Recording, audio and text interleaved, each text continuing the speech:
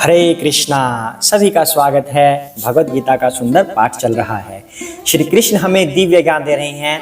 यह अध्याय नंबर 6 जिसका शीर्षक है ध्यान योग। ध्यान योग की विधि से भगवान हमें भक्ति योग की विधि सिखा रहे हैं कि हमें भक्त कैसे बनना है। ध्यान योग में जो मुश्किलें आती हैं वो भगवान बता रहे हैं। मन को वश में कैसे करना है वो भगवान बता रहे हैं। उसके बाद अर्जुन एक बड़ा अच्छा सवाल कर देते हैं भगवान से कि हे प्रभु, मुझसे ये मन वश में नहीं हो रहा, मुझे बताइए इस मन को वश में कैसे करना है। उसके बाद श्री कृष्ण इस बात का उत्तर देते हैं कि मन कैसे हमारे वश में आएगा, कुछ नियमों का पालन करके कि हमें क्या करना चाहिए और क्या नहीं करना चाहिए, क्या परहेज करने चाहिए हमें, वो नियमों का पालन करके हम मन को वश में कर सकते हैं। उसके बाद अर्जुन भगवान से पूछते हैं कि हे प्रभु, जो व्यक्ति शुरू में आध्यात्मिकता में लग जाता है और बाद में भक्ति छोड़ देता है, किसी भी कारण से, कुछ भी सोच सकता है कि भगवान है या नहीं, पता नहीं मैं क्यों भक्ति करूं, या फिर कुछ और बात उसके मन में आ जाए कि मुझसे ये नहीं हो रहा, मैं तो भोग ही करना चाहूँगा, मैं तो भौतिक लाइफ में आ रहा हूँ वापिस, कोई भी कारण हो सकता है। अगर वह शुरू में भक्ति कर रहा है लेकिन बाद में भौतिक लाइफ में आ गया फिर से, तो उसकी क्या गति होगी। तो अर्जुन ऐसा सवाल श्री कृष्ण के आगे कर रहे हैं। अब श्री कृष्ण उसका उत्तर देंगे। उसको जानने के लिए पहले हम भगवान से वंदना करेंगे। हरे कृष्णा। ओम अज्ञानतिमिरान्धस्य ज्ञानाञ्जनशलाकया चक्षुरुन्मीलितं येन तस्मै श्रीगुरुवे नमः। श्रीकृष्ण चैतन्य प्रभु नित्यानंद श्री अद्वैत गदाधर श्रीवासादि गौरभक्तवृंदा। हरे कृष्णा कृष्णा कृष्णा हरे हरे, हरे राम राम राम हरे हरे। हरे कृष्णा। तो एक भगवान की वंदना में छोटी सी वंदना और कर लेते हैं। छीन ले हंस के सबका ये मन, सखी रे मेरो राधा रमन। छीन ले हंस के सबका ये मन, सखी रे मेरो राधा रमन। राधा रमन प्यारो राधा रमन रे, राधा रमन प्यारो राधा रमन। जाके जादू ओहो, जाके जादू भरे दो नयन, सखी रे मेरो राधा रमन। जाके जादू भरे दो नयन, सखी रे मेरो राधा रमन। छीन ले हंस के सबका ये मन, सखी रे मेरो राधा रमन। हरे कृष्णा। तो आइए पाठ को आगे बढ़ाते हैं। श्री कृष्ण अब अर्जुन के लिए क्या उत्तर पेश कर रहे हैं। हरे कृष्णा। श्री भगवान उवाच पार्थ नैव हि नामोऽत्र विनाशतस्य विद्यते, न हि कल्याणकृत कश्चित् दुर्गतिं तात गच्छति। हरे कृष्णा। भगवान ने कहा, हे पृथा पुत्र, कल्याण कार्यों में निरत योगी का न तो इस लोक में और न परलोक में ही विनाश होता है। हे मित्र, भलाई करने वाला कभी बुराई से पराजित नहीं होता। हरे कृष्णा। तो अब श्री कृष्ण ने इतनी सुंदरता से इस बात का उत्तर दिया है, जो अर्जुन ने पूछा उससे भी अधिक उत्तर श्री कृष्ण ने इस श्लोक के माध्यम से दे दिया है। अब वो क्या है। अब अर्जुन ने तो कहा था कि हे भगवान, जो आरंभ में भक्ति कर रहा है लेकिन फिर पीछे मुड़ जाता है भक्ति से और अपना भौतिक जीवन जीने लगता है माया के प्रभाव से, या ये सोच ले कि पता नहीं भगवान है या नहीं, मैं ऐसे ही भक्ति में लगा हुआ हूँ, कुछ भी कारण हो सकता है, लेकिन वो पीछे मुड़ गया है, तो उसके ऐसा करने पे उसकी गति क्या होगी। कहीं वो नरक का भोगी तो नहीं हो जाएगा, या उसको किसी भी लोक में स्थान न मिले, कहीं ऐसा तो नहीं हो जाएगा।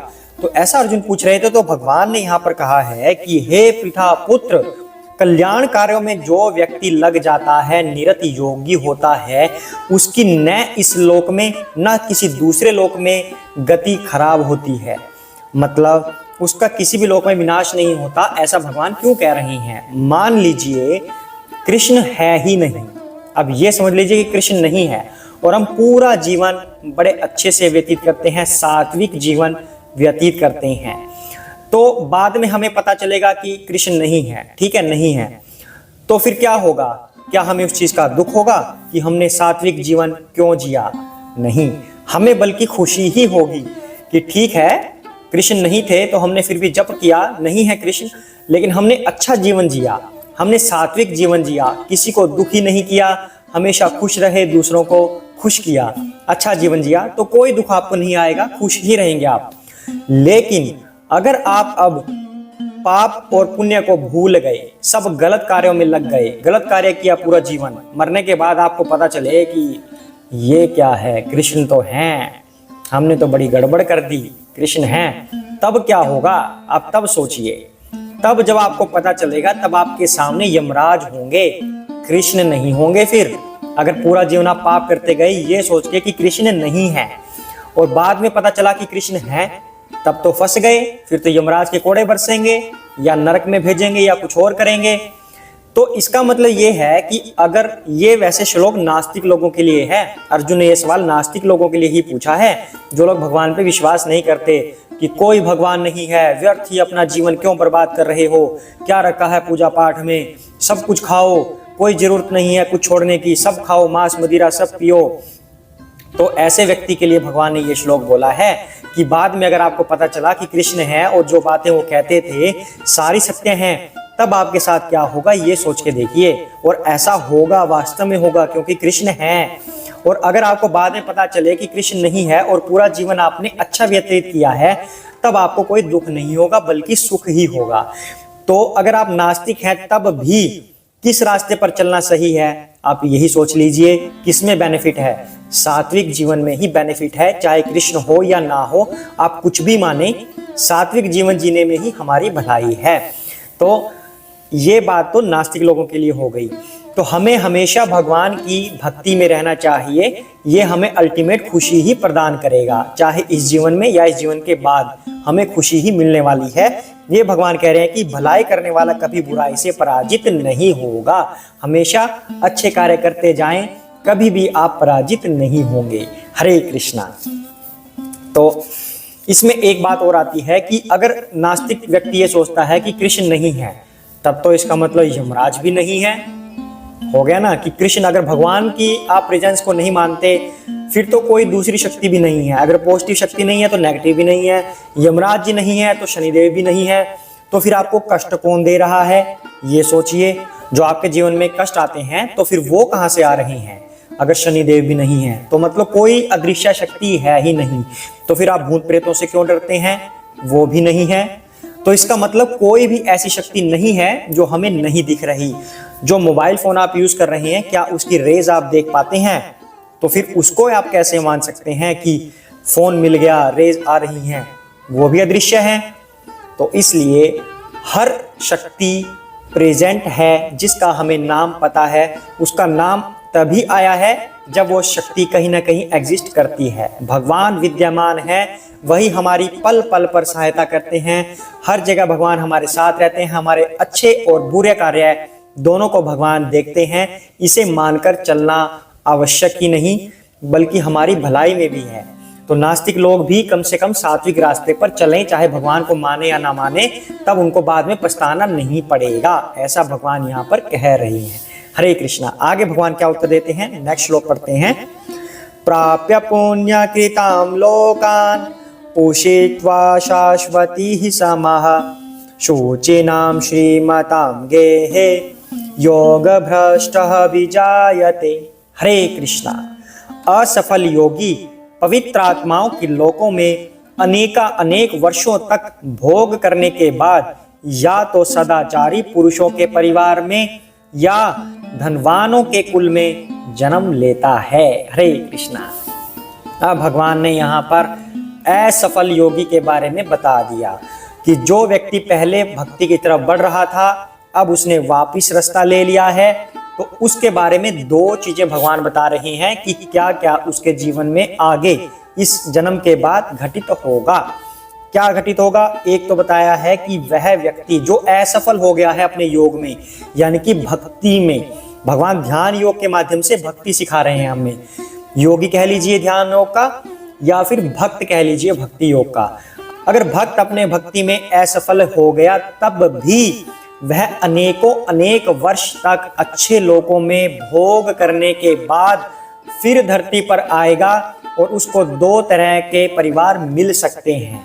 पहला कि वो डिवोटी परिवार में जन्म लेगा, भक्त वाले परिवार में जन्म लेगा जिसमें बहुत भक्ति होती है, सभी भगवान को मानने वाले हैं। दूसरा वह धनवान वाले परिवार में जन्म ले सकता है।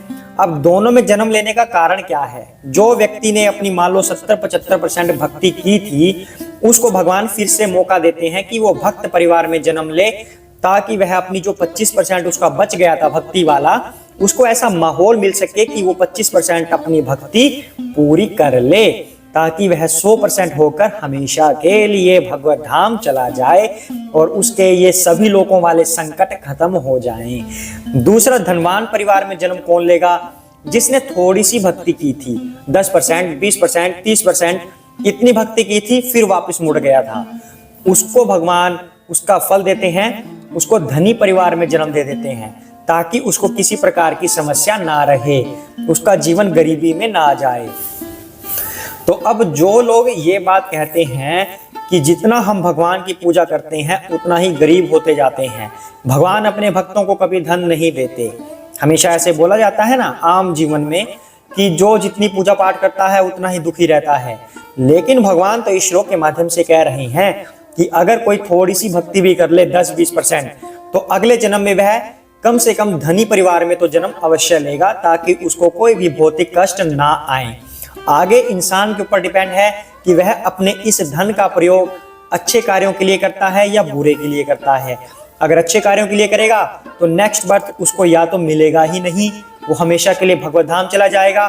लेकिन अगर अपने कर्म खराब कर लेगा इस धन के प्रयोग से, वह बुरे कर्म करेगा, तब उसका अगला जन्म खत्म समझो, वो नरक की तरफ जाएगा। ये इंसान के अपने ऊपर है कि भगवान ने तो उसे धन दे दिया पिछले जन्म की थोड़ी सी भक्ति की वजह से, लेकिन वो इस धन का प्रयोग अब नशा में कर रहा है, जुआ खेलने में कर रहा है, मदिरा पीने में कर रहा है, या किसी और गलत संग में कर रहा है। वो इंसान के ऊपर खुद पे है कि वो उसको कैसा प्रयोग करके अपना अगला जन्म कैसे सुधारता है। हरे कृष्णा। तो आज भगवान ने हमें दो चीजें बताई हैं। एक तो ये कि आप चाहे माने या ना माने कि भगवान हैं, तब भी आपको सही रास्ते पर चलना चाहिए, ताकि आपको बाद में पछताना ना पड़े। सही पर चलेंगे तो बाद में पछताएंगे नहीं, गलत पर चलेंगे तो पक्का पछताएंगे, इसलिए सही रास्ते पर चलिए। दूसरा, भगवान बता रहे हैं कि जो व्यक्ति थोड़ी भी भक्ति कर लेता है उसका अगला जन्म सुधर जाता है। पहली बात तो मनुष्य का जन्म लेगा, फिर वो अगर थोड़ी भी भक्ति कर लेता है तो उसको धनी परिवार मिलेगा थोड़ी भक्ति करने पर। दूसरा, अगर उसने ज्यादा भक्ति कर ली लेकिन पूरी नहीं हुई, लेकिन भक्ति ज्यादा हो गई, 70-75% हो गई, तब उसको भक्त परिवार में जन्म मिलेगा, ताकि वह अपनी भक्ति पूरी कर सके। हरे कृष्णा। इसलिए हमें हमेशा भगवान की भक्ति में रत रहना चाहिए, अपने भौतिक कार्यों में और आध्यात्मिक जीवन में बैलेंस बनाकर रखना चाहिए, ताकि हमारी भक्ति के मार्ग में भी कोई बाधा ना आ पाए और हम हमेशा के लिए भगवत धाम चले जाएं, हमें अगला जन्म लेना ही ना पड़े। ना हमें धनवान परिवार में जन्म लेना, ना हमें भक्त परिवार में जन्म लेना, हमें तो भगवान के पास ही रहना है, हमें तो वहीं जाना है। हरे कृष्णा। सभी साथ में बोलेंगे, जय श्री कृष्ण चैतन्य प्रभु नित्यानंदा, श्री अद्वैत गदाधर श्री वसादि गौर भक्त वृंदा। हरे कृष्ण कृष्ण कृष्ण हरे हरे, हरे राम राम राम हरे हरे। हरे कृष्ण।